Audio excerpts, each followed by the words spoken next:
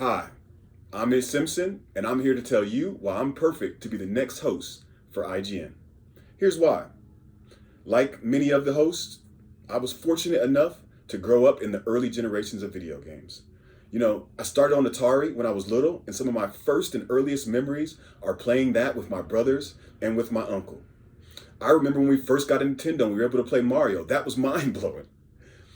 Another thing, getting the first PlayStation when I was living on a military base in Germany, that was life changing and a key part of my lore. My parents were US Army. They didn't make a bunch of money and we moved around a lot. So games were the constant. My brothers and I played so many games together, we would go rent games every weekend, and that's how we spent our time. Our mom still talks about how little money she was able to spend because she was able to go to Little Caesars Pizza, grab us a little $5 or $10 pizza, and also go rent a couple of games or two. That's really what got us through childhood. When I was a kid, not only did we like playing games, but when we were on long car rides, my brother and I would basically design games. We were like 9 or 10 years old. We would describe what we wanted to see in our games. We didn't use the correct terms, but we basically wanted environmental destruction and environmental storytelling. We wanted worlds that change as the game goes on. When we got older and we reminisced on these conversations, we realized that we basically described open world games long before they were ever released. And we even imagined multiple seasons and progression in sports games.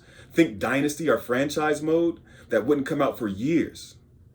We just love discussing what was possible in these digital worlds. And most of the time I text my brother nowadays, it's still to discuss the latest video game or to talk about a wish list of what we want to see in the next sports franchise that's coming out.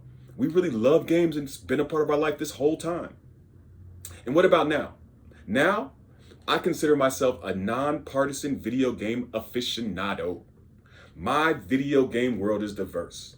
I have Nintendo, I have PlayStation, I have Xbox, and I play them all. I'm the type of gamer that'll put 100 hours into the latest sports franchise, and I'll play every Game of the Year nominee in every year to see what's up. I'll do everything. I'll do indie, I'll do AAA, single player, multiplayer, VR, whatever is fun. I play so many different games a month. I think the only people that play more are the IGN hosts when I listen to the podcast. I'm like, those are the only people that play more than me a month. Also, I know IGN is more than video games. It's popular culture.